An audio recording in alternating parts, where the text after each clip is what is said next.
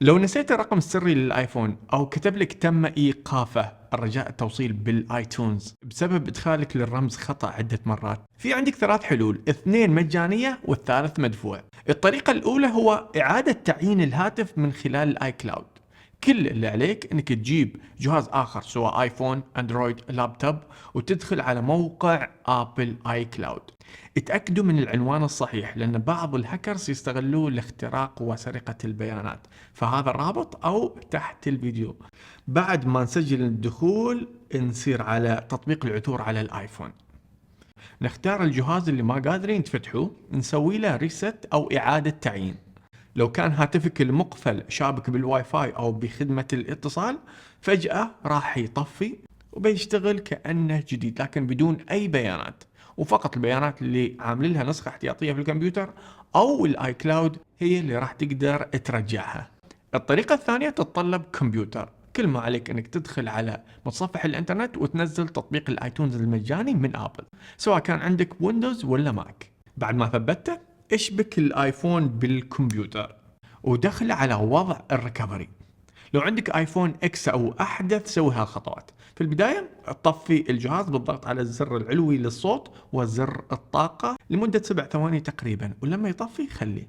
انتظر شوي ومرة ثانية اضغط على الزر العلوي للصوت وبعدها الزر السفلي وبعدها ضغطة مطولة على زر الطاقة. راح تطلع لك هذه الواجهة في الايفون، وفجأة راح يتعرف تطبيق الايتونز في الكمبيوتر على هاتفك. اضغط على ريستور او اعادة تعيين، راح يقول لك وافق على تنزيل احدث نسخة من نظام الايفون، بيعمل له فورمات وبيحذف كل شيء وبيرجعك كأنه جديد. وطبعا راح يحذف كل شيء الا النسخ الاحتياطية اللي موجودة في الكمبيوتر او في الاي كلاود لو كنت مسوينها. الطريقة الثالثة سهلة وتتطلب كمبيوتر. بدون لا تدخل الايفون وضع الريكفري، اشبكه في الكمبيوتر.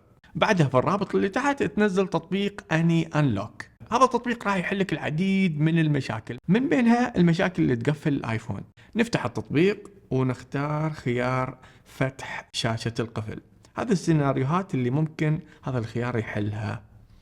نضغط ابدأ وعلى طول بيكتشف الايفون بشكل تلقائي، بينزل احدث نسخة من نظام الايفون، ومثل ما تشوفوا بعدة نقرات قدرنا نفتح الهاتف. في بعض الاجهزة يقدر يفتح القفل بدون لا يعمل فورمات، لكن للأسف مش كل الاجهزة، ولازم تكون في نظام محدد. القائمة موجودة في موقعهم الرسمي هنا. هذا التطبيق يحل معظم مشاكل الايفون من ناحية النظام الا خاصية الاي كلاود لما يقفل، فقط تقدر تفتحها للاجهزة القديمة او اللي على نظام محدد قدروا تشوفوها في هذا الموقع.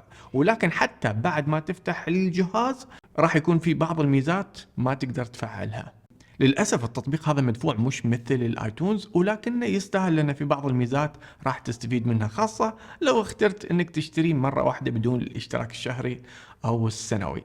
كتبوا لي تجربتكم واستفساراتكم. شكرا على دعمكم والمتابعة، واشوفكم الحلقة القادمة.